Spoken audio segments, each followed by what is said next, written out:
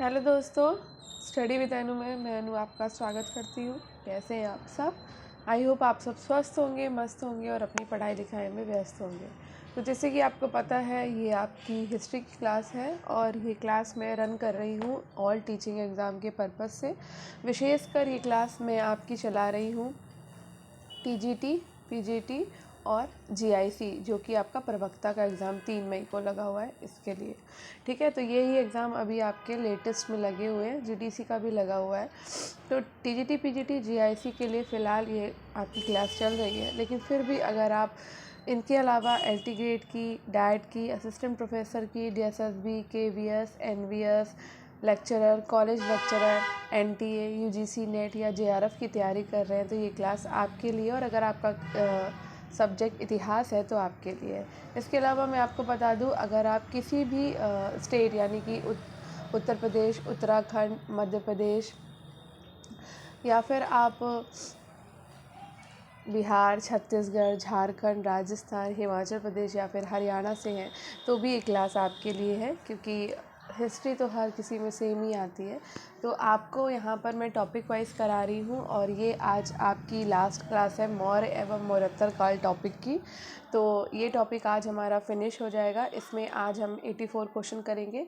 हम daily 100 question करते हैं, पर इस टॉपिक में आज हमारे इस क्लास में 84 क्वेश्चन बचे थे तो वो हम कर रहे हैं। ठीक है, तो हमने 300 क्वेश्चन कवर कर लिए थे। इसमें 300 प्लस क्वेश्चन है, जैसा कि आप थंबनेल पर देख पा रहे हैं। तो इसमें 384 क्वेश्चन थे, जिसमें से 84 क्वेश्चन आज हम करेंगे। ठीक है, इसके अलावा मैं कल आपको कौन सा टॉपिक शुरू कराऊंगी वो मैं आपको क्लास के लास्ट में बताऊंगी कि कल से हम कौन सा टॉपिक करने वाले हैं। तो ये क्लास आपकी 7 दिन आती है, यानी कि मैं संडे को भी आपको क्लास देती हूँ और ये क्लास आती है आपकी शाम को 6 बजे। तो क्लास को करना बिल्कुल मत भूला करिए। और मैं पहले से ही इसको आपको नोटिफिकेशन आपको मेंशन कर देती हूँ, तो आपको पता रहता है कि क्लासेस आपकी किस किस दिन है। तो मैं टॉपिक वाइज आपको क्लास आपको पता रहती है कि इतने इतने इस दिन क्लास आएगी और पहले से ही आपको शेड्यूल भी मिल जाता है क्लास का। तो अपना तैयार आ करिए 6 बजे आप लाइव क्लास करने के लिए। और कल जो हम टॉपिक करेंगे वो हम लास्ट में मैं आपको बताऊंगी कल से कौन सा टॉपिक आपका शुरू होगा। तो अब तक हमने जितने टॉपिक कर दिए हैं, जो हमारे चैनल पर आज नए हैं उनको मैं बता देती हूँ। हमने पहला टॉपिक किया था दिल्ली सल्तनत का, राष्ट्रीय आंदोलन का। उससे सबसे अधिक क्वेश्चन थे, तो 500 प्लस प्रश्नों की श्रृंखला थी वो हमने कंप्लीट कर लिया। उसके बाद दूसरा टॉपिक हमने मध्यकालीन इतिहास का किया था, मध्यकालीन साहित्य का। वो भी 500 प्लस क्वेश्चन थे, वो भी हमने कंप्लीट कर लिए। इसके बाद हमने जो तीसरा टॉपिक किया था वो किया था मुगल वंश। उसमें भी आपके शायद 500 या 400 प्लस के आसपास, नहीं 500 प्लस क्वेश्चन थे शायद उसमें भी। ठीक है, उसके बाद चौथा टॉपिक जो हमने किया था वो दिल्ली सल्तनत किया था, उसमें आपके 400 प्लस क्वेश्चन थे। और ये पांचवा टॉपिक आपका चल रहा है मौर्य और मौर्योत्तर काल, जिसमें आपके 300 प्लस क्वेश्चन है और आज ये टॉपिक भी हमारा फिनिश हो जाएगा। तो आप देख सकते हो मैंने आपको 5 टॉपिक करा दिए हैं, जिससे सबसे अधिक क्वेश्चन आते थे वो मैंने सबसे पहले कराए हैं। और धीरे धीरे करके हम ऐसे ही कम कम करते हुए जिसमें सबसे कम क्वेश्चन आए वो हम इस तरह से करेंगे। तो जो लोग नए थे उनके लिए जानकारी है, पुराने लोगों को तो पता ही है। बाकी मैं हर एक क्लास में आपको यही जानकारी सेम देती हूँ, ताकि आपने अगर पहले की क्लासेस नहीं करी तो आप वो कर सकते हो। ठीक है, तो चलिए, बहुत इंपॉर्टेंट क्लास है और माइक गिर गया मेरा। बहुत इंपॉर्टेंट क्लास है और मैं पूरा डिस्क्रिप्शन के साथ आपको ये क्लास देती हूँ, तो क्लास बहुत अच्छी जाती है। तो चलिए आज शुरू करते हैं अपना 301 से अपनी क्लास को। और अगर आप मेरे चैनल यानी कि स्टडी विद एनु में नए हैं तो स्टडी विद एनु को सब्सक्राइब कर लीजिए और बेल आइकन को कर लीजिए प्रेस, ताकि मेरे द्वारा जितना भी आपको क्लासेस, मटेरियल, कंटेंट जो भी प्रोवाइड कराया जाता है वो आपको ईजिली मिल सके। ठीक है, चलिए शुरू करते हैं अपना पहला क्वेश्चन। पहला क्वेश्चन है, मौर्य प्रशासन में खानों के अध्यक्ष को क्या कहा जाता था? तो खानों के अध्यक्ष को हम कहते थे अकाराध्यक्ष। ठीक है, खानों के अध्यक्ष कौन कहलाते थे? अकाराध्यक्ष कहलाते थे। ठीक है, तो मौर्य प्रशासन में खानों के अध्यक्ष यानी कि खान अधीक्षक को अकाराध्यक्ष कहा जाता था। लक्षणा अध्यक्ष जो है वो आपका टकसाल का अध्यक्ष होता था। सीता अध्यक्ष जो होता था वो कृषि का अध्यक्ष होता था। पौतवा अध्यक्ष जो होता था वो मौपतौल का अध्यक्ष होता था। पड़िया अध्यक्ष जो होता था वो व्यापार का अध्यक्ष होता था। लोहा अध्यक्ष जो होता था वो लौह खानों का अध्यक्ष होता था, जबकि सूना अध्यक्ष जो है वो बूचड़ खाने का अधीक्षक होता था। ठीक है, नेक्स्ट है संगम साहित्य में कावेरी पत्तनम का संबंध किससे है? तो ये आपका चोलों से है। ठीक है, कावेरी पत्तनम का संबंध आपका चोलों से है। संगम साहित्य में कावेरी पत्तनम का संबंध किससे है? चोलों से है। चोल वंश की राजधानी पहले उरैयूर थी, बाद में उसे पुहार स्थानांतरित किया गया, जिसे कावेरी पत्तनम के नाम से जाना जाने लगा। कावेरी पत्तनम इस काल का एक समृद्धशाली बंदरगाह था, जहां से बड़े बड़े जहाज माल लादकर विदेशों में आते जाते थे। पट्टिन्न पहले के कवि ने कावेरी पत्तनम के क्षेत्रों में उद्योग और व्यापार को समुन्नति का बड़ा ही विस्तृत और जीवन वर्णन प्रस्तुत किया है। जंगल को कृषि योग्य भूमि में परिवर्तित करने का प्रोत्साहन दिया और सिंचाई के लिए तालाबों की संख्या में वृद्धि की। इन प्रयासों से करिकाल के राज्य में समृद्धि होना स्वाभाविक ही था और इसी कारण उसने लंबे समय तक सुखपूर्वक शासन किया था। नेक्स्ट है प्राचीन पत्तन पुहार किसके तट पर स्थित है? तो पुहार जो है वो आपका कावेरी नदी के तट पर स्थित है। ठीक है, तो पुहार बंदरगाह कावेरी के मुहाने पर अवस्थित है। प्रारंभ में चोल शासक करिकाल ने कावेरी तट पर पुहार के बंदरगाह को दुर्ग बनवाकर सुरक्षित किया था। उसने इस कार्य में सिंघल यानी कि लंका के युद्धबंदियों को लगाया था। ईसा की पहली शताब्दी के तमिल साहित्य में पुहार का एक व्यस्त बंदरगाह के रूप में वर्णन मिलता है। तमिल ग्रंथ पट्टिन पल्लय में पुहार का बड़ा सजीव वर्णन मिलता है। ठीक है, नेक्स्ट क्वेश्चन है आपका पेरिपल्स ऑफ द इरेथन सी में निम्नलिखित में से कौन सा व्यक्तित्व दिया गया है? तो पेरिपल्स ऑफ द इरेथन सी में जो व्यक्तित्व दिया गया है वो दिया है कि कोलची, कमर तथा पोदुक दक्षिण भारतीय पत्तन थे। इसके साथ ही हाथी दांत का उत्पादन दोसारने में किया जाता था और कोलंदिया नामक बड़े पोत गंगा और क्रैश की ओर रवाना होते थे, जबकि मसालिया मुजरिस के दक्षिण में था। ये आपका कथन गलत है। ठीक है, तो पेरिपल्स ऑफ द इरेथन सी नामक ग्रंथ में संगमकालीन व्यापार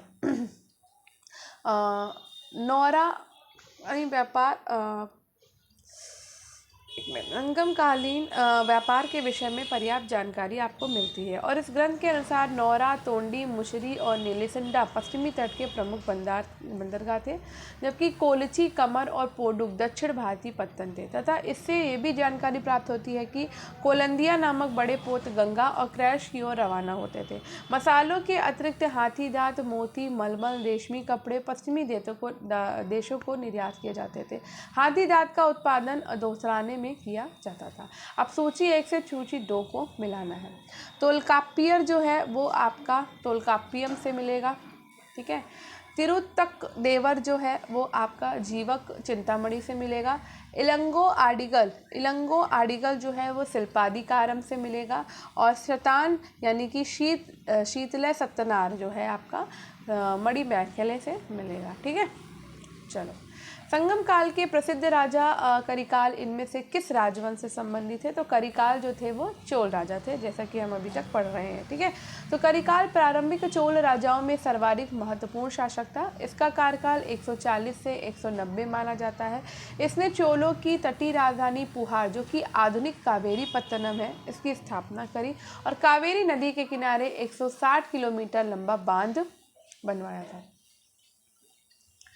इनमें से कौन सा तमिलनाडु का बाइबल माना जाता है? तो तमिलनाडु का जो बाइबल है वो तिरुकुरुल है। क्या है? तिरुकुरुल। पदिनेन कील कनककू 18 लघु कविताओं वाला एक आचार मूलक ग्रंथ है। ये तृतीय संगम साहित्य से संबंधित है और इन 18 कविताओं में महत्वपूर्ण कविता तमिल के महान कवि और दार्शनिक तिरुवल्लुवर द्वारा लिखित तिरुक्कुरल है और इसे तमिल साहित्य का बाइबल अथवा पंचम वेद भी कहा जाता था। नेक्स्ट है संगम युगीन मंत्रियों के पद का वास्तविक नाम था। तो संगम युगीन मंत्रियों के पद का वास्तविक नाम था अमैकचार। क्या था? अमैकचार। संगम युग में राजा की शक्ति पर 5 लोगों की परिषदों का नियंत्रण था, जिन्हें 5 महासभाओं के नाम से जाना जाता था। मंत्री होता था अमैकचार, पुरोहित होता था पुरोहितार, सेना नायक होता था सेनापतियार और दूत होता था राजदूत यानी कि दूतार और गुप्तचर था ओरार। ठीक है, नेक्स्ट है निम्नलिखित में से किस शासक के दरबार में तक्षशिला के यूनानी शासक एंटियाल कीट्स का राजदूत हेलियोडोरस आया था? तो हेलियोडोरस आया था भागभद्र। से, ठीक है। तो हेलियोडोरस तक्षशिला के यवन शासक एंटियाल कीट्स का राजदूत था, जो शुंग शासक भागवत के दरबार में आया और उसने भागवत धर्म ग्रहण कर विदिशा बेसनगर में गरुड़ स्तंभ की स्थापना कर भगवान विष्णु की पूजा की थी। नेक्स्ट है, निम्नलिखित वाक्यों में से कौन सा वाक्य शकों के विषय में सही कथन नहीं है। तो शकों ने यूची जाति के बढ़ते दबाव के कारण बैक्ट्रिया पर आक्रमण किया, ये तो कथन आपका सही है। बैक्ट्रिया से आगे बढ़ते हुए इन्होंने ईरान के पार्थियनों पर और तदुपरांत भारत में यूनानियों पर आक्रमण किया, ये भी सही है। प्रथम शताब्दी के ईसा पूर्व के मध्य तक शक मथुरा तक पहुंच चुके थे, ये भी सही है। लेकिन भारत में उन्होंने मुद्राओं पर यूनानी और प्राकृत में लेख का चयन बंद कर दिया था, ये गलत है, ठीक है। तो शकों ने भारत में जो मुद्राएं जारी की, सर्वप्रथम उनकी मुद्राओं के मुखभाग पर यूनानी लिपि और पृष्ठ भाग पर खरोष्ठी लिपि का प्रयोग किया गया था। बाद में शासकों ने अपनी मुद्राओं पर ब्राह्मी लिपि और खरोष्ठी लिपि का प्रयोग किया है। नेक्स्ट है, असत्य कथन को चिन्हित कीजिए। तो हिंद यूनानी शासकों ने द्विभाषी और द्विलिपि में लेख वाली मुद्राएं जारी करी, ये कथन सत्य है। कुछ हिंद यूनानी शासकों के द्वारा संयुक्त रूप से जारी मुद्राएं उनके संयुक्त शासन के परिचायक हैं, ये भी सही है। और मुद्राएं शासकों के द्वारा ही जारी की जाती थी। अन्य प्रतिष्ठान अथवा अभिकरण यथा नगर प्रशासन श्रेणियां इत्यादि स्वयं अपनी मुद्राएं जारी नहीं करते थे, ये भी सही है। और नगरों के नाम तथा उज्जैनी माध्यमिका इत्यादि वाली मुद्राएं भी प्राप्त हुई, ये गलत है, ठीक है। तो हिंद यूनानी शासकों के द्वारा प्रचलित भारतीय सिक्कों पर एक और राजा की आकृति, दूसरी और किसी देवता की आकृति अथवा उनका प्रतीक चिन्ह बना होता था। हिंद यवनों ने सर्वप्रथम सिक्कों पर लेख लिखवाना शुरू किया। इस वंश का शक्तिशाली और न्यायप्रिय शासक जो था वो था मेंडार, जो एक विस्तृत साम्राज्य का शासक था, जो मथुरा से लेकर झेलम नदी तक विस्तृत था। नेक्स्ट है, निम्नलिखित में से संगम साहित्य विषयक कौन सा कथन असत्य है। तो ये असत्य कथन है, तो सत्य कौन कौन सा है पहले ये देख लेते हैं। तो संगम साहित्य की रचना लगभग 3 से 4 शताब्दियों में पूर्ण हुई थी, ये बात बिल्कुल सही है। और संगम साहित्य मुख्यतः 2 मुख्य वर्गों पेटी नैनिकल ककु 18 प्रबोधात्मक ग्रंथ और पट्टू 10 परितोष गीत में विभक्त है, ये भी सही है। संगम साहित्य जो है वो एक धार्मिक साहित्य है, ये गलत है। और संगम काव्य विभिन्न नायक नायिकाओं को समर्पित एक प्रशस्ति गीत है, ये सही है। तो संगम साहित्य जो है वो धार्मिक साहित्य नहीं है, एक ऐतिहासिक युग के प्रारंभ में दक्षिण भारत का क्रमबद्ध इतिहास जिस साहित्य से ज्ञात होता है इसे संगम साहित्य कहते हैं। संगम साहित्य के अलावा और कोई ऐतिहासिक ग्रंथ दक्षिण भारत से नहीं प्राप्त होता और इस प्रकार दक्षिण भारत के प्रारंभिक इतिहास का मुख्य साधन जो है वो संगम साहित्य है। 3 संगम, प्रथम मदुरा पांड्य राज्यों की राजधानी थी और उसका अध्यक्ष था अगस्त ऋषि। दूसरा जो है वो है कवंतापुरम या कपाटपुरम है, जिसके अध्यक्ष अगस्त ऋषि और तोलकापियम, जिनकी रचना है तोलकापियम। तीसरा है आपका मदुरा, जिसके अध्यक्ष थे नक्कीरर, और इसका विभाजन जो है वो अगम और पुरम में हुआ है। अगम आपका प्रेम संबंधी है और पुरम जो है वो राजाओं की प्रशंसा से संबंधित में हुआ है। नेक्स्ट है, संगम साहित्य में व्यापारिक वर्ग किस नाम से जाना जाता था। तो व्यापारिक वर्ग वैनिगर के नाम से जाना जाता था। संगम साहित्य में व्यापारी वर्ग को वैनिगर कहा गया है, किंतु इसकी सामाजिक प्रतिष्ठा अच्छी नहीं थी। उन्होंने शूद्रों की कोटि में रखा गया था और वेल्लार जो है वो कृषक वर्ग और पुलैयन जो थे वो दस्तकार वर्ग को कहते थे। तो वेल्लार होते थे कृषक वर्ग और पुलैयन दस्तकार वर्ग। नेक्स्ट, निम्नलिखित केंद्रों में कौन सा शुंग कला का केंद्र नहीं था। तो शुंग कला का केंद्र नहीं था वल्लभी। तो शुंग कला केंद्र बोधगया, सांची और बरहुत था। शुंगकालीन कला में पशु अंकन यानी कि मौर्यकाल की तरह राजकीय रूप में कम और सामाजिक महत्व और धार्मिक दृष्टिकोण से ज़्यादा हुआ है और इस काल में शिल्पी की कल्पना के भी दर्शन मूर्तियों के द्वारा होते हैं। नेक्स्ट है, किस पुराण में आंध्र सातवाहन शासकों की सबसे लंबी सूची है। तो ये है आपकी मत्स्य पुराण की। सातवाहन इतिहास जानने के लिए मत्स्य पुराण विशेष रूप से उपयोगी है। इसमें सातवाहन शासकों की सबसे लंबी सूची दी गई है। इसमें सातवाहनों को अनाद्र भृत्य और अनाद्र जातीय कहा गया है। नेक्स्ट है, हाथी गुम्फा अभिलेख किससे संबंधित है। तो हाथी गुम्फा अभिलेख आपके खारवेल से संबंधित है। हाथी गुम्फा अभिलेख को कलिंग राजा खारवेल ने उत्कीर्ण कराया और यह लेख प्राकृत भाषा में। खारवेल जो है वो जैन धर्म का अनुयायी था। नेक्स्ट है, निम्नलिखित में से किसका संबंध सुदर्शन झील से है। तो सुदर्शन झील से संबंध है रुद्रदामन का। सुदर्शन झील सौराष्ट्र प्रांत के गिरनार में सुवर्ण रेखा नदी पर स्थित है और इस झील का जो निर्माण है वो चंद्रगुप्त मौर्य के प्रांतपति पुष्यगुप्त वैश्य ने कराया था। बाद में अशोक के काल में तुषासस्य ने इसकी मरम्मत कराई और रुद्रदामन के समय पर इस झील का एक बांध टूट गया था जिसकी मरम्मत रुद्रदामन ने निःशुल्क करवाई थी।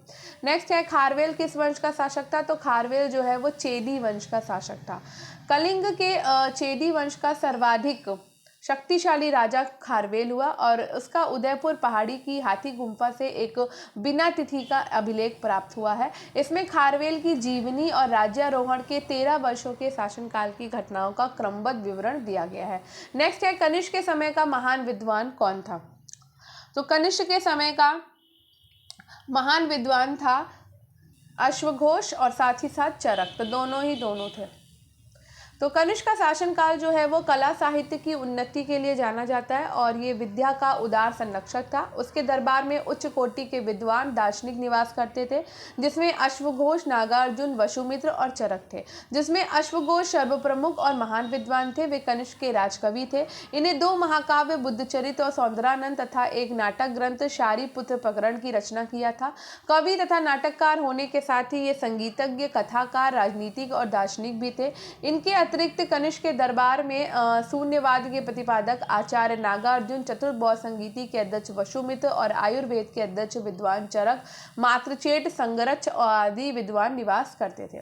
नेक्स्ट है क्षत्रप किसके अधीन प्रांतीय क्षत्रप थे? तो ये थे शक। ठीक है, तो भारतवर्ष में शकों के जो राज स्थापित हुए उनमें क्षत्रपीय राज व्यवस्था थी। भारत में शकों की संयुक्त शासन प्रणाली में वरिष्ठ शासक महाक्षत्रप और अन्य कनिष्ठ शासक क्षत्रप कहे जाते थे। क्षत्रप शब्द का जो प्रयोग है वो ईरान से शुरू हुआ था। नेक्स्ट है निम्नलिखित में से कौन सा कथन गलत है? तो संगम साहित्य में इत्थौके हैं, तो हाँ, संगम साहित्य में इत्थौके हैं। संगम साहित्य की कविताएं सैकड़ों पुराणों यानी कि पुराणानूर के समूह में संकलित हुई हैं, ये भी सही है। लेकिन संगम साहित्य में धर्म शामिल नहीं है, ये गलत है। और संगम साहित्य में शिव, कार्तिकेय और गणेश जैसे देवताओं का महिमा मंडन है, ये भी सही है। तो संगम साहित्य में धर्म शामिल नहीं है, इससे दक्षिण भारत का क्रमबद्ध इतिहास प्राप्त होता है। संगम साहित्य के इत्थुथौके में 8 कविताओं का संग्रह का उल्लेख मिलता है और संगम साहित्य में शिव, कार्तिकेय और गणेश का वर्णन भी मिलता है। नेक्स्ट है पुष्यमित्र शुंग के बाद शासक कौन बना था? तो पुष्यमित्र शुंग के बाद शासक बना था अग्निमित्र। शुंग वंश की स्थापना 185 ईसा पूर्व में मौर्य सेनापति पुष्यमित्र शुंग ने अंतिम मौर्य शासक बृहदत्त की हत्या करके की थी। पुष्यमित्र शुंग कट्टर ब्राह्मणवादी था और उसकी मृत्यु के बाद इसका पुत्र अग्निमित्र जो है वो शासक बना। निम्नलिखित युग्मों में से कौन सा युग्म सुमेलित नहीं है? तो यहाँ पर बैनिगर और चर्मकार सुमेलित नहीं है। अर्शक शासक वर्ग था, एनियर शिकारी था और मलवर जो था वो दस्यु था। तो अर्शक शासक वर्ग और योद्धा वर्ग होता था, मलवर जो था वो दस्यु लूटपाट वर्ग था, एनियर शिकारी वर्ग था, बैनिगर व्यापारी वर्ग था। ये सभी संगमकालीन समाज के वर्गों के अंतर्गत आते हैं और इनके अलावा वेल्लार यानी कि किसान वर्ग और शुड्डुम ब्राह्मण और बुद्धिजीवी वर्ग भी था। नेक्स्ट है संगम साहित्य में हमें किस लोकप्रिय चोल शासक का नाम प्राप्त होता है? तो ये हमें करिकाल का नाम मिलता है। करिकाल जो है वो प्रारंभिक चोल राजाओं में सर्वाधिक महत्वपूर्ण शासक था और इसने चोलों की तटीय राजधानी पुहार यानी कि कावेरी पट्टनम की स्थापना करी। इसने अपनी राजधानी उरैयूर से कावेरी पट्टनम स्थानांतरित कर दी थी। करिकाल 7 स्वरों का ज्ञाता था और वैदिक धर्मानुयायी था। नेक्स्ट है पेरिप्लस दक्षिण भारत के किस नगर को सूती वस्त्र व्यवसाय का केंद्र बताता है? तो ये है उरैयूर। ठीक है, तो पेरिप्लस ऑफ द इरिथल सी नामक ग्रंथ से मौर्योत्तर कालीन व्यापार वाणिज्य के बारे में विस्तृत जानकारी प्राप्त होती है। उसने उरैयूर को सूती वस्त्र के प्रमुख केंद्र के रूप में उल्लिखित किया और इसके अनुसार कालची यानी कि मोती उद्योग के लिए, भड़ौज दास व्यापार के लिए प्रसिद्ध है। नेक्स्ट है किस विदेशी लेखक ने शुंग वंश के विवरण दिए हैं? तो तारानाथ ने शुंग वंश के विवरण दिए हैं। ठीक है, फायान जो है वो गुप्त काल का विवरण मिलता है। ह्वेनसांग से वर्धन काल या पुष्यभूति काल से मिलता है। इत्सिंग का पूर्व मध्य काल से मिलता है और तारानाथ का शुंग काल से मिलता है। पतंजलि किस स्थान के रहने वाले थे? तो पतंजलि जो है वो गोनर्द के रहने वाले थे।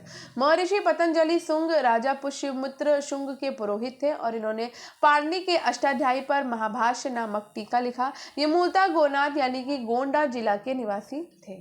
शुंग युग की यक्षी प्रतिमाएं किस स्थान से प्राप्त हुई हैं? तो ये मिली हैं आपको बरहुत से। बरहुत स्तूप का पता 1873 में करिंगम महोदय ने लगाया। इसकी वेष्टनी और तोरण द्वार सुंगकाल का है। सुंगयुग की यक्षी प्रतिमा इसी स्तूप पर चित्रित है और इसके अतिरिक्त यक्ष यक्षिणी प्रतिमा, वृक्ष आलिंगन करती महिला का दृश्य भी प्रमुख चित्र है। नेक्स्ट है, निम्नलिखित में से किस इंडो ग्रीक शासक ने कृष्ण और बलराम की आकृति वाले सिक्के चलाए थे? तो ये चलाए थे अगाथोक्लीज ने। ग्रीक यवन शासक अगाथोक्लीज के सिक्कों पर आपको कृष्ण और बलराम की आकृति प्राप्त होती है। इंडो ग्रीक शासकों में सबसे प्रसिद्ध शासक था वो था मिंडार। उसने कांस्य मुद्रा पर धर्मचक्र का चिन्ह मिलता है और सर्वप्रथम ग्रीक यवन शासकों ने ही मुद्रा लेख वाले सिक्के जो है वो भारत में जारी किए थे। तो क्वेश्चन आता है कि सबसे पहले मुद्रा लेख वाले सिक्के भारत में किसने जारी किए? तो ग्रीक यवन शासकों ने ही सबसे पहले मुद्रा लेख वाले सिक्के भारत में जारी किए थे। नेक्स्ट है, भारत में रोमन व्यापारियों की बस्ती के अवशेष किस स्थल से प्राप्त होते हैं? तो ये हमें अरिकामेडू से मिलेंगे। अरिकामेडू दक्षिण भारत में स्थित प्रमुख स्थल है। सर मार्टिमर हीलर ने 1945 में यहाँ पर पुरातात्विक खुदाई करी और उसके चीन, मलाया और रोम के साथ घनिष्ठ व्यापारिक संबंध थे। यहीं से रोमन व्यापारिक बस्ती के अवशेष प्राप्त हुए। कोरोमंडल तट पर अवस्थित ये प्रथम शताब्दी में प्रमुख व्यापारिक केंद्र था। अरिकामेडू को पेरिपल्स ऑफ द इरेथन सी में पेडुक नाम से संबोधित किया गया है। नेक्स्ट है, निम्नलिखित लिपियों में से रज्जुवल के सिक्कों पर एक लिपि प्राप्त नहीं होती है और वो है अरामाइक। ठीक है, तो रज्जुवल के सिक्कों पर ब्राह्मी, ग्रीक, खरोष्टी लिपि का अंकन है, जबकि अरमाइक यानी कि अरामेइक लिपि का अंकन नहीं मिलता है। नेक्स्ट है कि कुषाण शासक के काल में बौद्ध धर्म के प्रचार के लिए कश्यप, मातंग और धर्मरत्न चीन गए थे। तो ये गए थे विमकदफिसस से। तो कुषाण शासक विमकदफिसस के समय में बौद्ध धर्म के प्रचार के लिए कश्यप, मातंग और धर्मरत्न चीन गए। कुषाण शासक विमकदफिसस ने सर्वप्रथम भारी मात्रा में स्वर्ण सिक्के को चलाया। ये शैव मत अनुयायी भी था और इसने महेश्वर की उपाधि धारण की थी। कनिष्क बौद्ध धर्म की महायान शाखा का अनुयायी था। नेक्स्ट है, निम्न युग में कौन सा युग्म सही सुमेलित नहीं है? तो कनिष्क की तिथि 78 ईसा पूर्व बताई है फ्ली एवं जे कैनेडी ने।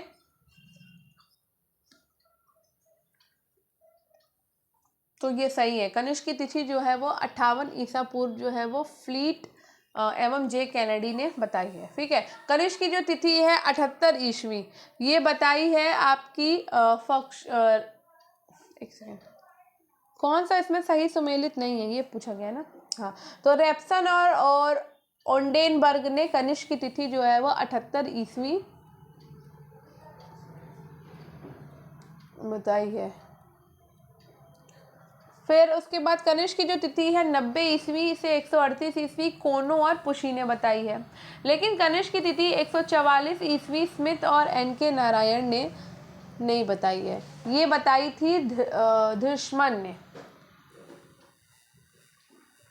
तो 58 ईसा पूर्व का राज्यारोहण फ्लीट और कैनेडी ने बताया और 78 ईस्वी में राज्यारोहण जो है वो फॉक्सुअन और रैप्सन और ओल्डनबर्ग और थॉमस ने बताया है। 90 से 138 का राज्यारोहण कनिष्क का कोनो और पुशी ने बताया और 144 ईस्वी वाला राज्यारोहण थ्रिशमन ने बताया। श्रीहर्ष गढ़वाल नरेश जयचंद और वाकपति कन्नौज नरेश यशोवर्मा के राजकवि थे। नेक्स्ट है कि इस तमिल रचना में पतिव्रता पत्नी भक्ति यानी कि पत्नी पूजा का गुणगान किया गया है। तो पत्नी पूजा का गुणगान जो है वो शिल्पादिकारम में किया गया है। शिल्पादिकारम को तमिल साहित्य के प्रथम महाकाव्य के रूप में जाना जाता है। इसका शाब्दिक अर्थ है नुपुर की कहानी। इसकी रचनाएं इलांगो अदिकल ने की थी और इस ग्रंथ में पत्नी पूजा का उल्लेख मिलता है। यहीं से इस समाज का मातृ सत्तात्मक व्यवस्था से पितृ सत्तात्मक व्यवस्था की ओर परिवर्तित होने का संकेत मिलता है। नेक्स्ट है, निम्नलिखित में से कौन सा प्राचीन तमिल व्याकरण का सबसे पुराना ग्रंथ उपलब्ध है? तो ये है तोल्काप्पियम। तोल्काप्पियम संगम युगीन साहित्य का महत्वपूर्ण ग्रंथ है जिसमें प्राचीन तमिल व्याकरण का सर्वप्रथम साक्ष्य मिलता है। इसकी रचना तोल्काप्पियर ने की थी और ये अगस्त ऋषि के 12 योग्य शिष्यों में से एक थे। इस ग्रंथ में 8 प्रकार के विवाहों का उल्लेख मिलता है। इस ग्रंथ में प्रेम विवाह को पंचत्रिणे, एक पक्षी प्रेम को कैकिणे और अनुचित प्रेम को पेरुंदिणे कहा गया है। नेक्स्ट है, भारत में मौर्य काल के बाद निम्नलिखित में से विदेशी आक्रमणों का सही कालानुक्रम क्या है? तो ये है आपका, पहले आए इंडो ग्रीक, फिर आए इंडो स्काथियन, उसके बाद आए इंडो पार्थियन, फिर आए कुषाण। तो भारत में मौर्य काल के बाद आक्रमण करने वाले प्रथम विदेशी बैक्टीरिया के ग्रीक यूनानी अर्थात इंडो ग्रीक थे और इन्हें प्राचीन भारतीय साहित्य में यवन कहा गया। तत्पश्चात शक, इंडो स्काइथियन, पल्लव, इंडो पार्थियन आए और सबसे बाद में कुषाण आए, जिनका प्रमुख शासक कनिष्क था। प्राचीन स्तर जहाँ से मेनांडर की मुद्राएं प्राप्त हुई हैं तो ये है बैराट, ठीक है। यूनानी शासक मेनांडर के सिक्के बादौर, स्वात, घाटी, बैराट यानी कि विराटनगर आदि स्थानों से प्राप्त हुए। मेनांडर के सिक्कों पर राजसीर, ऊंट और चक्र की आकृति और ध्रमी, सोटर, डिकेउं का अंकन मिलता है। नेक्स्ट है, निम्नलिखित में से कौन सा एक तमिल व्याकरण का ग्रंथ है? तो ये है आपका तोलकाप्पियम। तोलकाप्पियम तमिल व्याकरण का ग्रंथ है जिसकी रचना तोलकाप्पियर ने की थी और इस ग्रंथ में भी 8 प्रकार के विवाहों का वर्णन मिलता है। निम्नलिखित में से कौन सी एक पांड्य राज्य की राजधानी थी? तो पांड्य राज्य की राजधानी थी आपकी मदुरै। पांड्य राज्य प्रायद्वीप के सुदूर दक्षिण और दक्षिण पूर्वी भाग में स्थित है। मदुरै इसकी राजधानी थी और इसका प्रतीक चिन्ह मछली था। पांड्यों का सर्वप्रथम उल्लेख मैगस्थनीज ने किया है। नेक्स्ट है, रुद्रदामन का अभिलेख कहाँ है? रुद्रामन का अभिलेख है जूनागढ़ में। रुद्रदामन का अभिलेख गिरनार जूनागढ़ से साक्ष्य मिला है। नेक्स्ट है, सिरविहीन कनिष्क की प्रतिमा, प्रसिद्ध प्रतिमा किस स्थान से प्राप्त हुई? तो ये मथुरा से मिली थी। सिरविहीन कनिष्क की प्रसिद्ध प्रतिमा मथुरा से प्राप्त हुई। कनिष्क के समय में ही अंतिम बौद्ध संगीति कश्मीर में आयोजित हुई थी। नेक्स्ट है, निम्नलिखित में से कौन सा एक भारत के पश्चिमी तट पर स्थित बंदरगाह था? तो ये था मुजिरिस। मुजिरिस भारत के पश्चिमी तट पर स्थित एक प्रमुख बंदरगाह था जिसका उल्लेख तमिल कविताओं और शास्त्रीय स्रोतों से मिलता है। मुजिरिस दक्षिण भारत और फारस, मध्य पूर्व, उत्तरी अफ्रीका और भूमध्य सागरीय क्षेत्र के बीच का प्रमुख बिंदु था। नेक्स्ट क्वेश्चन है, नाना घाट अभिलेख किस जगह पर है? तो नाना घाट अभिलेख आपको पुणे में मिलेगा। नाना घाट अभिलेख पुणे महाराष्ट्र में स्थित एक ऐतिहासिक स्थल है। ये अभिलेख ईसा पूर्व 2वीं शताब्दी या ईसा पूर्व प्रथम शताब्दी के हैं, जब सातवाहन राजवंश का शासन था। ये अभिलेख वैदिक और वैष्णव देवताओं के बीच की कड़ी को स्थापित करते हैं। नेक्स्ट है, गौतमीपुत्र शातकर्णी से संबंधित विवरण किस अभिलेख में उपलब्ध है? तो गौतमीपुत्र सातकर्णी से संबंधित जो अभिलेख है वो हमको नासिक प्रशस्ति में मिलता है। किसमें मिलेगा? नासिक प्रशस्ति में।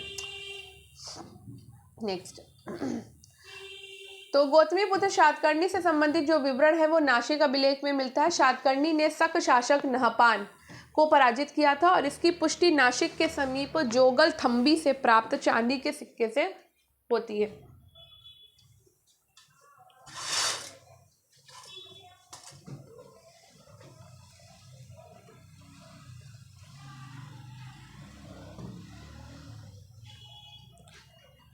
नेक्स्ट है, शक कार्दमक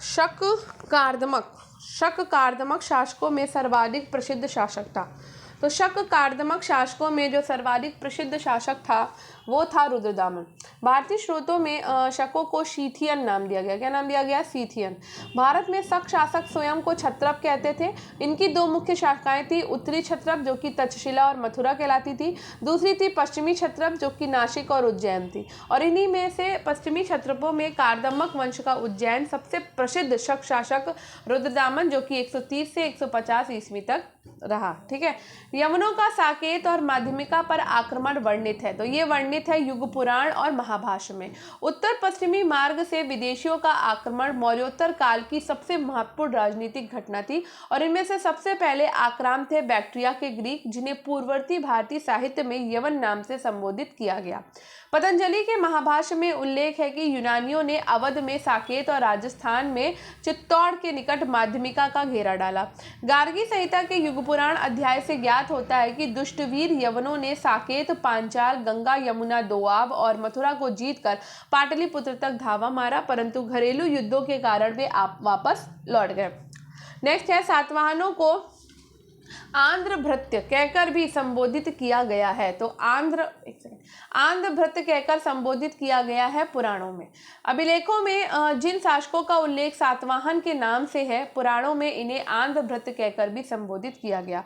विद्वान इसी की व्याख्या आंध्रों के भृत्य कहते हैं, अर्थात सातवाहन शासक पहले आंध्रवंशी राजाओं के भृत्य थे। पुराणों के अनुसार आंध्रों के उदय की तिथि जो है वो लगभग ईसा पूर्व 30 कही जा सकती है। प्रथम सातवाहन शासक कौन था? तो शिमुख था। सातवाहन राज्य का केंद्र बिंदु महाराष्ट्र में प्रतिष्ठान नामक स्थान था। नेक्स्ट है, निम्नलिखित राजदूतों में से किसने भागवत उपाधि धारण की थी? तो ये हेलियोडोरस ने की थी।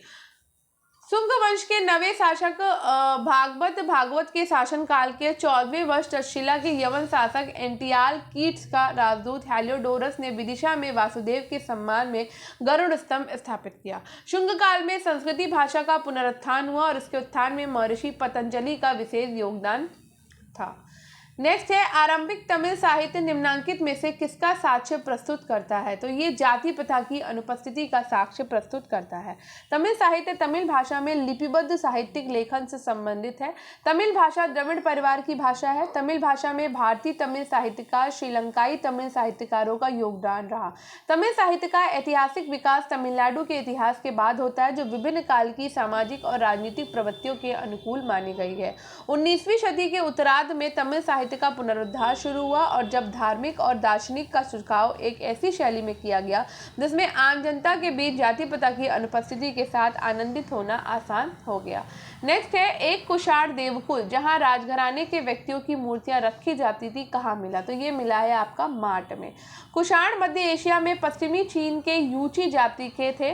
कुषाण शासकों में कुजुल कटफिसिस, विम कटफिसिस, कनिष्क प्रमुख थे। इस काल के माट क्षेत्र में राजघराने के व्यक्तियों की मूर्तियां रखी जाती थी। कुषाणों ने एक मिश्रित संस्कृति को बढ़ावा दिया, जो उनके सिक्कों पर बने विभिन्न देवी देवताओं, यूनानी, रोमन, ईरानी और भारतीयों के द्वारा समझा जा सकता है। पेरिप्लस ऑफ द इरेथन सी में उल्लिखित दक्षिणापथ में अंतर्देशीय बाजारों के प्रतिनिधि निम्नलिखित में से कौन है? ये है प्रतिष्ठान एवं तगर। सातवाहन काल के आंतरिक और बाह्य दोनों व्यापार उन्नति पर था।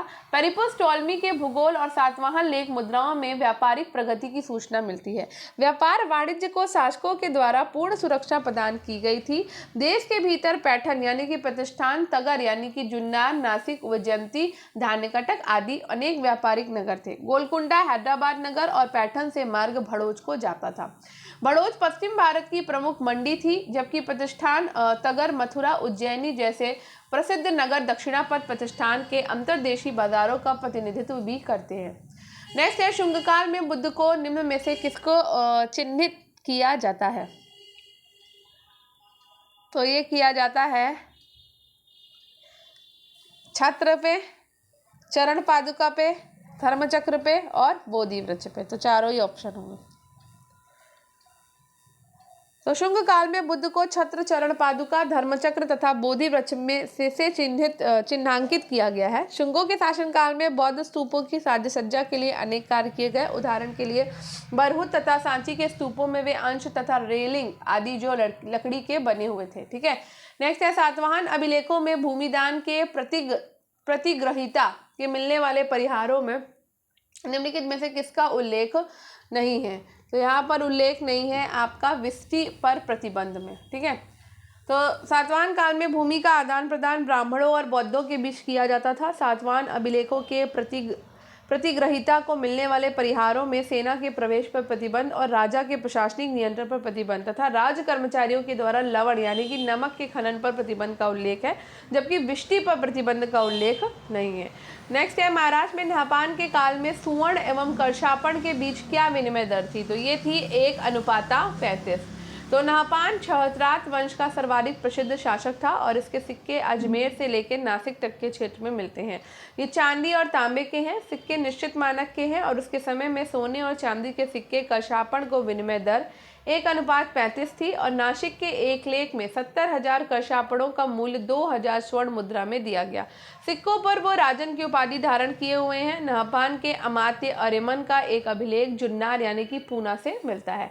नेक्स्ट क्वेश्चन है, निम्न में से किस नरेश ने वर्ण संकरता की प्रथा को समाप्त करने का दावा किया? तो ये किया था गौतमी पुत्र शातकर्णी ने। सातवाहन युगीन समाज वर्णाश्रम धर्म पर आधारित था। परंपरागत चारों वर्णों ब्राह्मण, क्षत्रिय, वैश्य, शूद्र में ब्राह्मणों का स्थान सर्वोपरि है। सातवाहन नरेश स्वयं ब्राह्मण थे। नारसिक प्रशस्ति में गौतमीपुत्र को अद्वितीय ब्राह्मण कहा गया, जिसने समाज में वर्णाश्रम धर्म को प्रतिष्ठित करने तथा वर्ण संकरता को रोकने का प्रयास किया है। इस समय अनेक नई नई जातियां व्यवसायों के आधार पर संगठित होने लगी थी। नेक्स्ट है, कुषाण नरेश कनिष्क के लिए महर्जस रजति रजस देव पुत्रस कैसरस का उपयोग निम्न में से किस अभिलेख में हुआ है? तो ये हुआ है कनिष्क 2 का आरा पाषाण लेख वर्ष 41। हुइश्क के पश्चात कनिष्क द्वितीय कनिष्क संवत 62 से 67 राजा हुआ और उसका उल्लेख आरा के पाषाण 41 में हुआ। यह वाशिक्स का पुत्र था। ऐसा प्रतीत होता है कि उसने कुछ समय तक हुइश्क के साथ मिलकर शासन किया। आरा के पाषाण लेख 41 में महाराजा राजाधितार देवपुत्र और तत्कालीन रोमी राजाओं के अनुकरण पर कैसर यानी कि सीजर आदि उपाधियों को ग्रहण किया था, जिसका उल्लेख आरा के पाषाण लेख में है। नेक्स्ट है देवी उमा का नाम निम्न में से किनके सिक्कों पर अंकित है? तो देवी उमा का नाम जो है वो कुषाण वंश के सिक्कों पर अंकित है। यद्यपि उत्तर पश्चिमी भारत में स्वर्ण सिक्कों का प्रचलन यवन राजाओं ने कराया, तथापि इन्हें नियमित और पूर्ण रूपेण प्रचलित करने का श्रेय कुषाण राजाओं को जाता है। कुषाण शासक हुइश्क के सिक्के के पृष्ठभाग में विभिन्न देवी देवताओं की आकृतियां और यूनानी भाषा में उनके नाम खुदे हुए हैं। भारतीय देवताओं में बुद्ध और शिव के अतिरिक्त विष्णु, महासेन, कुमार, विशाख, उमा आदि का भी अंकन मिलता है। उमा के हाथ में कमल और समृद्धि श्रृंग दिखाया गया है। नेक्स्ट क्वेश्चन है, नीचे दो कथन दिए गए हैं, एक को अभिकथन और दूसरे को तर्क कहते हैं। तो अभिकथन कहता है कि ख्रिस्टी ईस्वी की प्रारंभिक शताब्दियों में भारत का रोमन साम्राज्य के साथ समुद्री व्यापार होता था। तो ये बात बिल्कुल सही है। अरिकामेडु की खुदाई में बड़े पैमाने पर रोमन सिक्के प्राप्त हुए, ये भी सही है। तो अरिकामेडु से प्राप्त रोमन सिक्कों और अन्य पुरातात्विक साक्ष्यों के आधार पर स्पष्ट है कि ईसा की प्रथम शताब्दियों में भारत रोम का सामुद्रिक व्यापार अपने उन्नत अवस्था में था। निम्नलिखित में से कौन पांड्यों के प्रमुख पत्तन थे? नीचे दिए गए कूट से सही उत्तर का चयन करें। तो यहाँ पर था कौरक्य और दूसरा था मदुरै। तो दक्षिण भारत के राज्यों में पांड्य राज्य व्यापारिक दृष्टि से महत्वपूर्ण था और आसपास के राज्यों से महत्वपूर्ण व्यापारिक संबंध होते थे। यहाँ के प्रमुख पत्तनों में कौरक्य और मदुरै जो है वो संगमकालीन पांड्य राज्य के बंदरगाह थे। मुशीरी चेर का बंदरगाह था, मुशीरी, और पुहाल जो है वो चोलों का बंदरगाह होता था। वह समुद्र तटीय राजधानी भी थी। अभिलेखित कथनों के अनुसार निम्नलिखित में से कौन से शासक सभी संप्रदायों का आदर करते थे? तो वो था अशोक, कनिष्क, खारवेल, पुष्यमित्र। नहीं, गलत। यहाँ पर हो गया अशोक और कनिष्क, खारवेल और पुष्यमित्र नहीं, अशोक और खारवेल, कनिष्क नहीं होगा। कनिष्क और पुष्यमित्र शुंग नहीं होगा, ये दोनों होगा, अशोक और खारवेल। तो अशोक के अपने सप्तम स्तंभ लेख और 12वें शिलालेख के अनुसार, खारवेल के हाथी गुम्फा अभिलेख के अनुसार ये दोनों शासक सभी संप्रदायों का आदर करते थे। निम्नलिखित वक्तव्यों पर विचार करें। अभिकथन, अपने राज्यारोहण के तुरंत बाद महाराजा खारवेल दिग्विजय के अभियान पर निकल पड़ा। तो ये बात बिल्कुल सही है, ठीक है, दिग्विजय के अभियान पर निकल पड़ा था। फिर उसके बाद में है खारवेल की उपलब्धियों के बारे में जानकारी होने पर पूर्वी पंजाब का इंडो यूनानी शासक दिमित मथुरा खिसक गया, जहां से खारवेल को चुनौती देने की उसकी योजना थी। ये गलत है। तो हाथी गुम्फा अभिलेख के अनुसार खारवेल ने अपने राज्याभिषेक के 8वें वर्ष गोरथ गिरी का आक्रमण किया और उसके आतंक से यवनराज दिमित मथुरा भाग गया, किंतु ऐसा कोई उल्लेख नहीं है उसकी खारवेल पर आक्रमण करने की कोई योजना थी। संगम साहित्य में वर्णित कन्नगी है तमिल महाकाव्य की नायिका। कन्नगी संगम साहित्य शिल्पादी कारम की नायिका थी। शिल्पादी कारम नुपुर की कहानी की रचना इलागो यानी कि आदिगल ने की है। इलागो आदिगल चेर शासक सेन्नु गुटून का छोटा भाई था। कथानक एक लोकप्रिय कहानी पर आधारित है। पुहार कावेरी पट्टनम के एक प्रसिद्ध धनी व्यापारी के पुत्र कोवलन का एक व्यापारी की कन्या कन्नगी से विवाह होता है और कुछ दिन तक दोनों का वैवाहिक जीवन सुख से बीतता है। एक दिन राजप्रसाद के एक समारोह में कोवलन की माधवी नामक नृतकी से भेंट होती है और नृतकी कोवलन को अपने रूप और भाव भंगिमा से उत्कृष्ट कर लेती है तथा वह उसके प्रेमपास में फंसकर न केवल अपनी प्रियतमा कन्नगी और उसके मधुर प्यार को भूल जाता है, प्रत्युत्तर संपूर्ण संपत्ति भी माधवी के छद्म प्यार पर बलि कर देता है। जब कोवलन के पास कुछ भी शेष नहीं रहता तो उसे अपनी भूल की प्रतीति होती है तथा वो पुनः अपनी प्रियतमा कन्नगी के पास आता है। नेक्स्ट है तृतीय तमिल संगम हुआ था। तो तृतीय तमिल संगम जो हुआ था वो मदुरै में हुआ था। संगम साहित्य के तीनों संगमों का उल्लेख मिलता है जो पांड्य राजा के संरक्षण में आयोजित हुआ। उत्तरी मदुरा में तीसरे संगम की स्थापना हुई जिसमें 49 सदस्य और 49 पांड्य शासकों ने इसे संरक्षण प्रदान किया था। कहा जाता है कि 449 कवियों ने अपनी रचनाओं को स्वीकृत कराने के लिए इसके समक्ष प्रस्तुत किया और सभी को प्रशासन की अनुमति भी मिल गई थी। इसके अध्यक्ष के रूप में नक्करीरर का नाम उल्लिखित है। तीसरे संगम से संबंधित उत्कृष्ट रचनाओं में पडुनल वड़े, कुरुन थोके, नैतिन्ने, एनकुरनूर, पदित्तुपट्टम, नूत्रैबत, परिपादल, वारी, पैरिसे तथा चित्र से उल्लेखनीय। यद्यपि तीसरे संगम के भी अधिकांश ग्रंथ नष्ट हो गए, लेकिन अवशिष्ट सभी ग्रामीण साहित्य में संबद्ध है। नेक्स्ट है, किस राजवंश ने सर्वाधिक तांबे के सिक्के जारी किए थे? तो कुषाणों ने जारी किए थे। कुषाण राजवंश ने सर्वाधिक तांबे के सिक्के जारी किए, जिससे पता चलता है कि ग्रामीण क्षेत्र में भी मुद्रा अर्थव्यवस्था का प्रवेश हो गया था। कुषाण वंश के संस्थापक सम्राट कुजुल कड़विशस केवल तांबे के सिक्के से ही मिलते हैं। मार्शल को तक्षशिला की खुदाई में उसके बहुसंख्यक सिक्के मिलते हैं और ये दो प्रकार के हैं। पहले प्रकार के सिक्कों पर काबुल के यवन नरेश हर्मियस और कुजुल दोनों का उल्लेख मिलता है।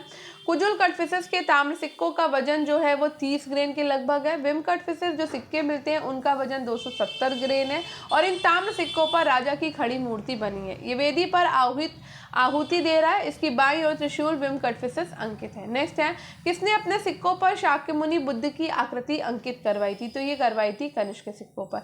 कुषाण शासक कनिष्क ने बहुसंख्यक स्वर्ण और ताम्र सिक्के पश्चिमोत्तर प्रदेश, पंजाब, उत्तर प्रदेश, बिहार, बंगाल और उड़ीसा के विभिन्न स्थानों से प्राप्त हुए।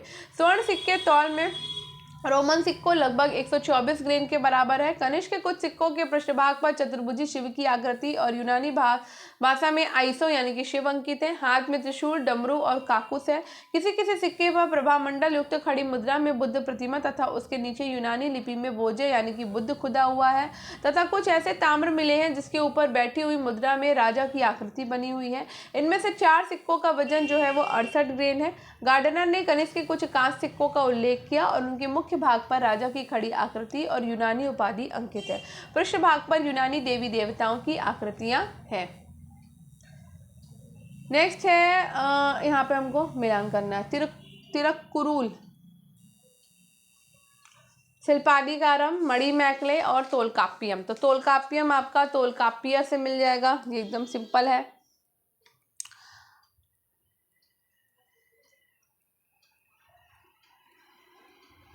और ये भी मिल जाएगा आपका तिरुक्कुरुल, आपका तिरुवल्लुर से मिल जाएगा। फिर शिल्पाधिकारम जो है वो इलांगो आर्डिगल से मिल जाएगा। मणिमेकले आपका मिल जाएगा सलस्तान से और तोलकाप्पियम आपका तोलकाप्पियर से मिल जाएगा। बस हो गया।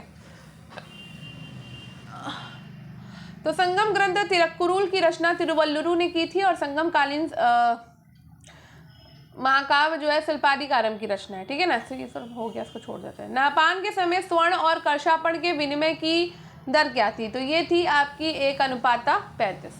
नापान छहरात वंश का शासक था और इसके सिक्के अजमेर में नासिक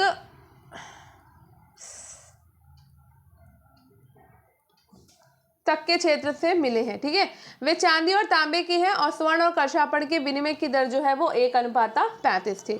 सिक्कों पर वो राजन की उपाधि धारण किए हुए हैं। नापन के अमात्य आर्यमन का एक अभिलेख जुन्नार यानी पूना से मिलता है। उसके दामाद ऋषभ दत्त यानी कि उषा वदात के गुहालेख नासिक और कार्ले पूना से मिले हैं। ऋषभ दत्त नापान के समय में उसके दक्षिणी प्रांत गोवर्धन, नासिक तथा मामल्य पूना का वायसराय था। नासिक के गुहालेख से ज्ञात होता है कि जब राजस्थान के उत्तम भद्र जाति के लोग मालवों से घिरे गए तो उनकी रक्षा के लिए ऋषभ दत्त वहां गया था। उसने मालवों को बुरी तरह परास्त किया और उसके बाद पुष्कर तीर्थ में दान दिया। इससे ऐसा प्रतीत होता है कि राजपूताना के पुष्कर तीर्थ में दान दिया और ऐसा प्रतीत होता है कि राजपूताना के पुष्कर तीर्थ यानी कि अजमेर क्षेत्र पर भी नापान का प्रभाव था। नेक्स्ट है, निम्नलिखित में से कौन से पत्तन दक्षिण भारत के पूर्व तट पर अवस्थित हैं? तो ये है आपका कावेरी पत्तम और कौड़के। ठीक है, पेरिप्लस ऑफ द इरेथन श्री के अनुसार सिंधु मुहाने से लेकर कन्याकुमारी के मुहाने तक 24 बंदरगाहों का उल्लेख किया गया है। चोल युगीन बंदरगाह कावेरी पत्तम, पुहार और पांड्यों की राजधानी कौड़के दक्षिण भारत के पूर्वी तट पर स्थित बंदरगाह थे। नौरा जो कि वनानौर, तोंडी, प्रन्नति, मुजरिसी, मुखिरी और कानसो तथा नेसिंडा पश्चिमी तट के प्रसिद्ध बंदरगाह थे। कहा जाता है कि मुजरिस में रोमन तथा अरब जहाज रोम का माल भारतीय माल को बदलने के लिए लाते थे। ठीक है, और प्लिनी लिखता है कि यहाँ पहले पहल अपने आने वाले व्यापारी चेरों के साथ बिना वार्तालाप के व्यापार करते थे। मुद्रिस में ऑगस्टस के लिए एक मंदिर भी बनवाया था। कावेरीपत्तनम में भी एक यवन बस्ती थी। यूनानी व्यापारी मन्नार की खाड़ी से प्राप्त मोती और पाक जलडमरू मध्य से प्राप्त मोती के साथ साथ तामुलुक, नेलसेंडा तथा मुजरिस से साधारण मोती भी क्रय करते थे। रोम की स्त्रियों को इन मोतियों की बड़ी आवश्यकता रहती थी। नेक्स्ट क्वेश्चन है, पश्चिमी भारत के अभिलेखों में प्राप्त रुद्रदामक शब्द का क्या अभिप्राय है? तो एक शक राजा के द्वारा चलाया गया ये सिक्का है। तो पश्चिमी भारत के अभिलेखों से प्राप्त रुद्रदामक शब्द का अभिप्राय शक राजा के द्वारा चलाया गया सिक्का है। सातवाहन राजाओं के लेखों से शकों के साथ उनके संबंधों का ज्ञान होता है। लेखों के अतिरिक्त पश्चिमी और उत्तरी भारत के बड़े भाग से शक राजाओं के बहुसंख्यक सिक्के प्राप्त होते हैं। कनिष्क के लेखों से पता चलता है कि कुछ शक क्षत्रप और महाक्षत्रप उसकी अधीनता में देश के कुछ भागों में शासन करते थे। भारतीय साहित्य में भी शकों के यत्र तत्र उल्लेख प्राप्त होते हैं। रामायण और महाभारत में यवन और पहलव आदि विदेशी जातियों के साथ शकों का उल्लेख हुआ। कात्यायन और पतंजलि भी शकों से परिचित थे। मनुस्मृति में हम इसका उल्लेख पारत, द्रविड़, पहलव आदि के साथ पाते हैं। पुराणों में भी शक, मरुंड, यवन आदि जातियों का उल्लेख किया गया है। ठीक है, नेक्स्ट है आपका, हुएनसांग ने जिस कनिष्क विहार को देखा था वो कहाँ स्थित था? तो वो आपका पेशावर में स्थित था। ठीक है, तो भारतीय इतिहास में कनिष्क की ख्याति उनकी विजयों के कारण नहीं अपितु शाक्य मुनि के धर्म को संरक्षण प्रदान करने के कारण है। उत्तरी बौद्ध अनुश्रुतियों में कनिष्क के बौद्ध मत में दीक्षित होने की कथा अशोक के ही समान है। हमें ज्ञात होता है कि वो अत्यंत निर्दयी और अत्याचारी था, जो बाद में बौद्ध धर्म के प्रभाव से उदार और सदाचारी बन गया। किंतु बौद्ध लेखकों के इस प्रकार के विवरण अधिकांशतः काल्पनिक है। कनिष्क के सिक्कों और पेशावर के लेख के आधार पर ऐसा प्रतीत होता है कि वो अपने शासन के प्रारंभिक वर्षों में बौद्ध हो गया था। पेशावर के पुरुषपुर में प्रसिद्ध चैत्य का निर्माण करवाकर उसने इस धर्म के प्रति अपनी श्रद्धा प्रकट की।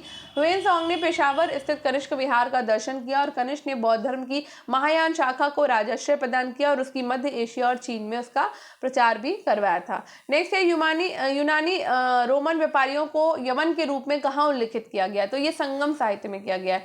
यूनानी रोमन व्यापारियों का यवन के रूप में संगम साहित्य में उल्लेख है। संगम साहित्य में यवन द्वारा जहाज में सोना लेकर भारत आने और यहाँ से गोल मिर्च लेकर जाने का वर्णन है। रोम वासियों ने उसके बदले में दक्षिण भारत में अपने व्यापारिक केंद्र स्थापित किए थे।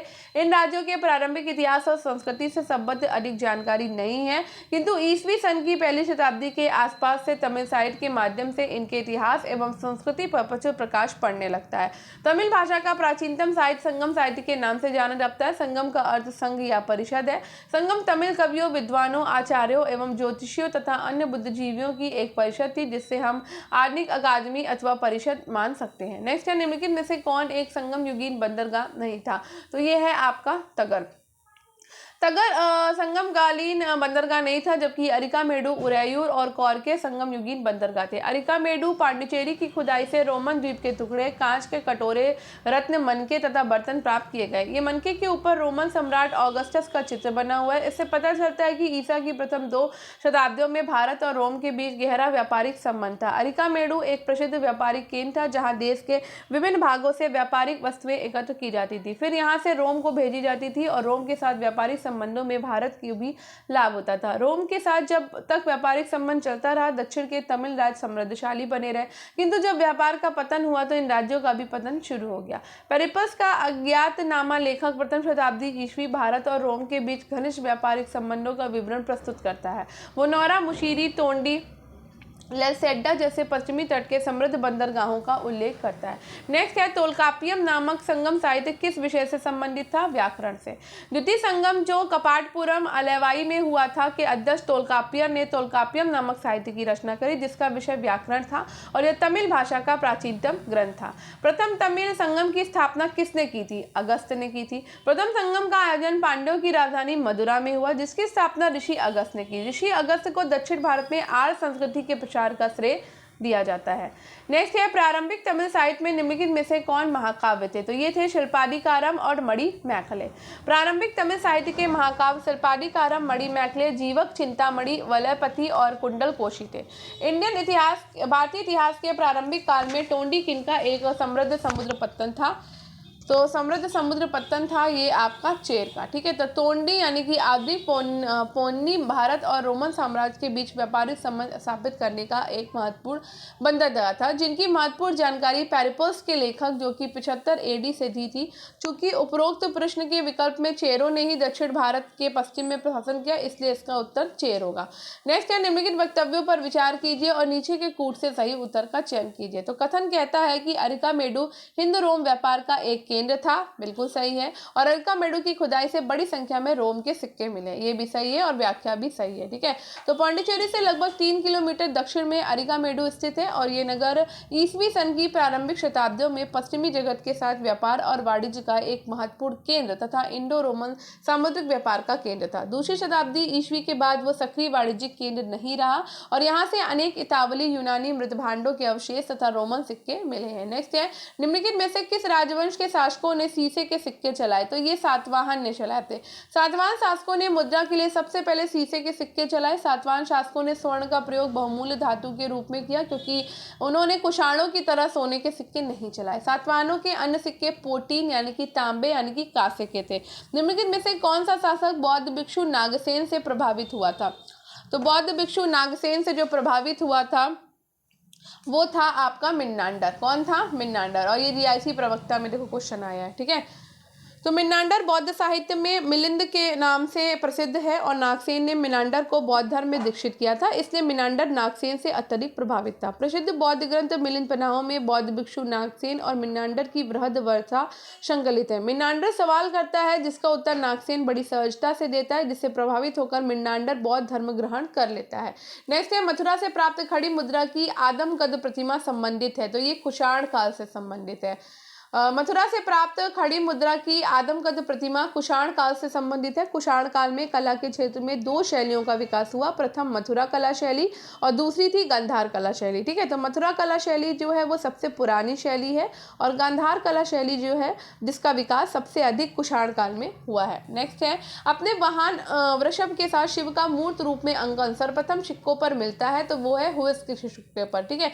तो हुविस्क कुषाण वंश का शासक था। हुविस्क के सिक्कों पर शिव, स्कंद और कुमार आदि देवताओं की आकृतियां उत्कीर्ण मिलती है। कुषाण शासकों में विम, शैव, कनिष्क, हुविस्क, बौद्ध और वासुदेव शैव मतानुयायी था। नेक्स्ट है, निम्नलिखित में से किस भाषा में खारवेल का हाथी गुम्फा लेख उत्कीर्ण है? तो ये है प्राकृत भाषा में। खारवेल कलिंग का शासक था। खारवेल ने कलिंग में हाथी गुम्फा अभिलेख लिखवाया जिसकी भाषा प्राकृत थी। यह अभिलेख उदयगिरी पहाड़ी पर अंकित है, जिसमें तिथि का उल्लेख अंकित नहीं है। अभिलेख के अनुसार खारवेल महामेघवाहन वंश का था। नेक्स्ट है, शुंगवंश की पक्षी प्रतिमाएं किस स्थान से प्राप्त हुई हैं? तो बरहुत से प्राप्त हुई हैं।